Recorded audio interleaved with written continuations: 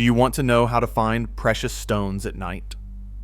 Most people walk right past a fortune in the dark, never knowing what is under their boots. Tonight, I will show you the secrets that turn a midnight stroll into a treasure hunt. Professional gem hunters know something you do not. The world's rarest stones do not always shine in the sun. They come alive when the rest of the world is asleep. By the end of this journey, you will never look at a creek bed, a gravel road, or a forgotten mine dump the same way again. Let us start with a truth that will haunt you. The ugliest rocks are often the richest. Out here, under the stars, the ordinary becomes extraordinary. And the only thing separating you from a life-changing find is knowing what to look for and how to see it. Imagine this.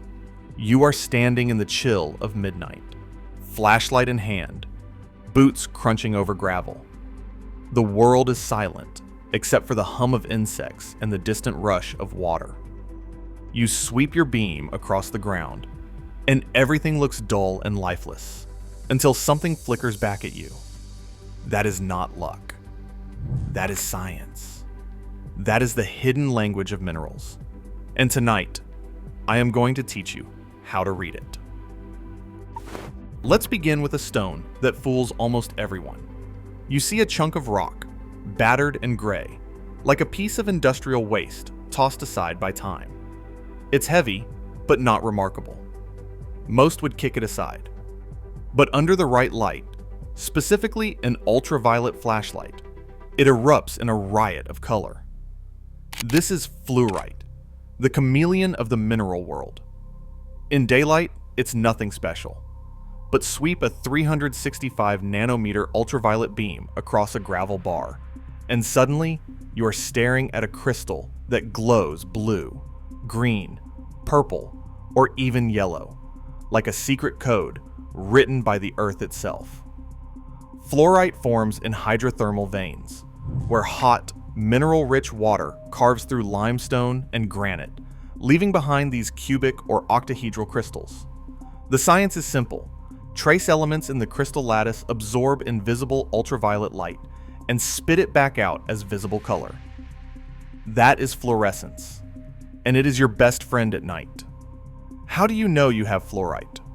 Look for perfect cubes or octahedrons, a glassy luster, and most importantly, a wild glow under ultraviolet light. It is soft, too. A knife will scratch it. But do not let that fool you. Some rare colors and flawless specimens fetch hundreds, even thousands, of dollars from collectors. I have seen a single glowing pebble, plucked from a Russian riverbank, pay for a month's rent. This is what nature hides from the muggles around. But if you think that's impressive, wait until you see what happens when a stone that looks like a lump of bone suddenly burns with the blue-white fire of a hidden sun. You are deep in an old mining district, the kind of place where the ground is littered with tailings and the ghosts of fortune seekers. You spot a pale, chalky rock, nothing to write home about, but hit it with shortwave ultraviolet light, and it blazes blue-white, so bright it almost hurts your eyes. That is scheelite, the secret signpost of tungsten veins. Sheelite forms in skarn deposits and hydrothermal veins, often alongside minerals like garnet and quartz. During the World Wars, miners would prowl these hills at night, ultraviolet lamps in hand, hunting for that telltale glow. Because scheelite fluorescence is unmistakable, no other rock in the dump shines quite like it. To identify scheelite, look for a dense, heavy stone with a tetragonal crystal habit. It is harder than fluorite, but still soft enough to scratch with a steel file. The real test is the ultraviolet light. If it glows blue-white under shortwave, you have struck pay dirt. Gem-quality scheelite is rare, but even a chunk of ore can be worth its weight in gold to the right buyer. I have seen old-timers pull a week's wages from a single night's haul. The earth rewards those who see in the dark, but sometimes The most valuable stones are the ones that look the most worthless, until you see them bleed red under the moon. You are sifting through river gravel, hands numb from the cold, when you spot a pebble the color of dried blood. It is dull, pitted, almost ugly, but shine in ultraviolet light, and it erupts in a crimson glow so intense it looks alive. This is ruby, the king of corundum, and under ultraviolet light, it reveals its royal lineage. Rubies form in metamorphic rocks, marble and basalt, where aluminum and chromium fuse under unimaginable pressure. Chromium is the secret. It is what gives ruby its color and its legendary fluorescence. In Myanmar and East Africa, miners have hunted rubies by night for centuries, using nothing but lanterns and sharp eyes. To spot a ruby, look for a hard, dense stone with a hexagonal crystal structure. Under ultraviolet light, the red glow is unmistakable. A spectroscope will confirm the chromium, but in the field, trust your eyes and your light. Fine rubies can fetch over $10,000 a carat. I have seen a single pebble, plucked from a muddy river, change a family's fortune overnight. The world's greatest treasures are often disguised as stones you would never pick up. But if you want to see what true magic looks like, you need to find a rock that glows green in the dark, like a shard of alien glass. You are in the Badlands, where the ground is cracked and dry, and every stone looks like a fossil. You spot a lump of opal, rough and chalky, with none of the fire you see in jewelry stores. But under ultraviolet light, it glows a ghostly green, like something from another world. This is Ethiopian opal, and its secret is uranium, trace amounts that make it fluoresce in the night. Opal forms when silica-rich water seeps into cracks and hollows, slowly building up layer after layer. Most opals are dull in the dark, but the right variety will light up like a beacon. To identify it, look for a low hardness, a conchoidal fracture, and if you are lucky, a play of color in daylight. But at night, it is the green glow that gives it away. High-quality opals can sell for thousands per carat. I have watched miners in Ethiopia use nothing but ultraviolet lamps to separate fortune from fool's stone, their faces lit by the eerie green of wealth. But all of these pale beside the stone that has ruined more men than gold, the one that hides in plain sight, waiting for the right beam of light to reveal its true nature. You are walking a dry creek bed, flashlight in hand. When you see it, a tiny colorless grain no bigger than a match head. It looks like glass, or maybe a chip of quartz, but as you sweep your light across it, it throws back a flash so intense it is like a tiny LED blinking in the dust.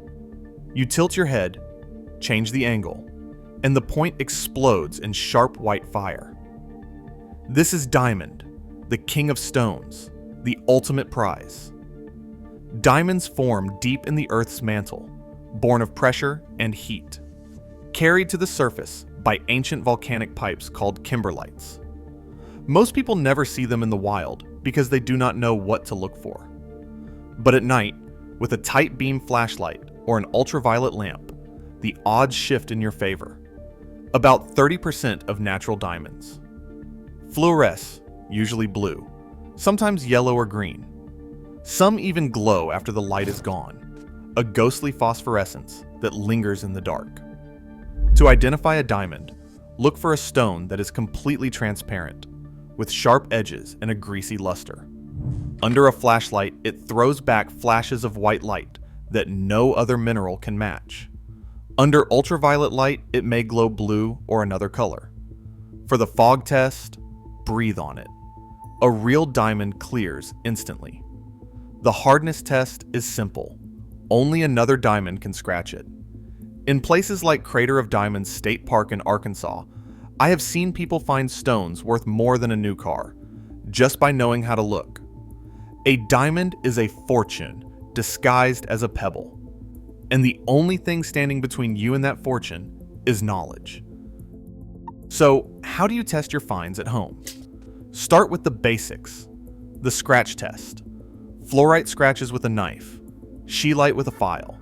Ruby and diamond with almost nothing. The ultraviolet test. Get a 365 nanometer flashlight. Convoy makes a good one, and scan your stones in a dark room. Fluorite glows blue, green, or purple. Scheelite blazes blue-white. Ruby burns red. Opal, if it is the right kind, glows green. Diamond may glow blue, yellow, or not at all. The real test is the blinding white flash under a regular light. For specific gravity, fill a graduated cylinder with water, drop in your stone, and measure the displacement. Diamonds are dense, about 3.5 grams per cubic centimeter. Scheelite is even heavier. Opal is light. Ruby is hard. If you are serious, get a jeweler's loupe and a Mohs hardness kit. But the most important tool is your own curiosity. Remember, the difference between a doorstop and a fortune is just knowledge. You now possess the secrets of the night. The next time you walk a creek bed in the dark, you will see what others miss. When you find that ugly stone that glows like a beacon, you will know you are holding a piece of the earth that is extremely valuable. You only need to know how to look.